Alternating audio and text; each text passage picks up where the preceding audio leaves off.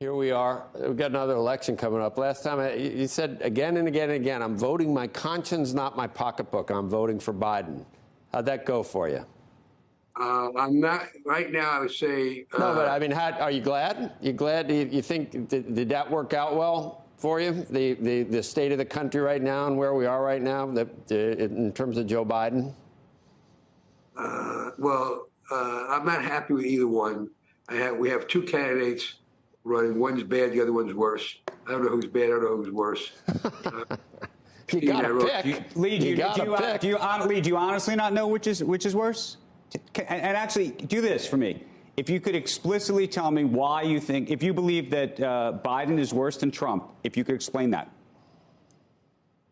Well, Trump has good economic ideas. His behavior is disgraceful. And I would not vote for him. I signed off on him when he became president, when he mimicked a New York Times reporter that had cerebral palsy. You learn when you're 2 or 3 or 4 years old, you don't make fun of handicapped people. And then when he dissed John McCain, a true war hero, the man has no judgment, but he understands the economy. And Biden says he's a union man. He should be for employment generally, okay? And so in 2016, I wrote in Mitt Romney. In 2020, as a vote against Trump, I voted for Biden. I will not vote for Biden again. I think he's lost his step. He's allowed himself to be in the pocket of the progressives, which I think are a destructive party. Does that mean you'd vote for Trump then? You'd go back to the... Oh, I'm going to write in. I might write in you or Joe Kernan. Wow. Who's on the top of the ticket? I'm hoping, and it's just a hope. No, between me and Andrew. I'll give it to Andrew because the vice presidency is more for me, where you really don't do anything. The Naval Observatory is a better place to live. I don't want to. You like to work hard. I'm the vice president. I'm going to just mail it in. Okay. That's not the first time that's been done. I'm running for president. Number one, I'm the exact same age as Biden, and I had to ask you that, Lee. I had to ask you that. It's like, man, oh man, how's that bed you made that you're sleeping in? I got one more for Lee because I'm just so curious. It's an Elon Musk question because we've been talking about him all morning.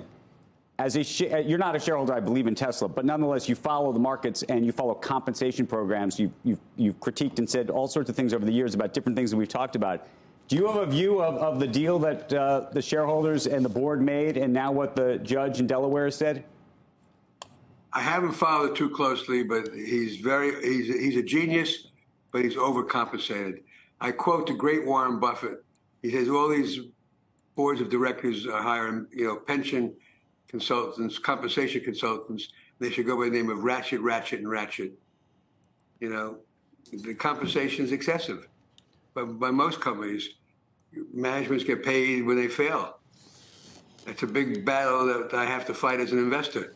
But I'm not an activist investor. I'm basically a passive investor. I try to invest in companies I understand and that are reasonably valued. And I can find plenty of them because most of the ones I get involved in have been through a bear market. You quickly start with Legato.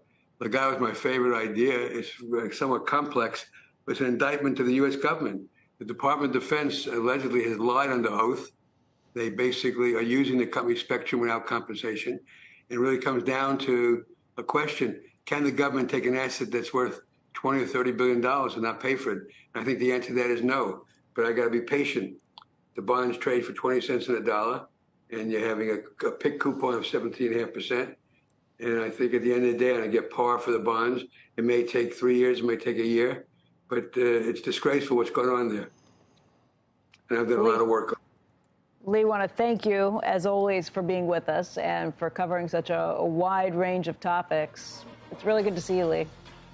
Well, it's nice to be seen, and you guys do a good job, and stay safe, stay healthy, and just hoping the country gets on the right track. I think we're just on the wrong. Lee, if I win, do you want to be the Treasury Secretary or the Commerce? Or if we win, suddenly it's you? Do you think I don't know. I was told I was the top of the ticket. You are the top. I don't want the responsibilities of the presidency, believe me. She's going to be the Secretary of State. We know that. Do you want to be state? I'm staying home.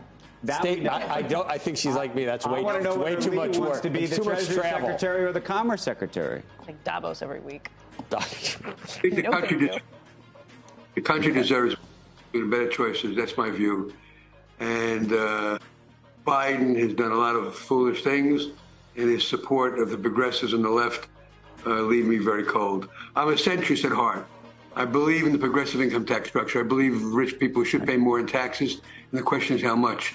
You know, Bernie Sanders, he's a communist. He says 90%. Elizabeth Warren says 70% wealth tax. Paul Krugman, New York Times, says 64%. I'm willing to pay 50%. I work 6 months for myself, 6 months for the government, and that's it. And I think the idea that rich people don't pay taxes is baloney.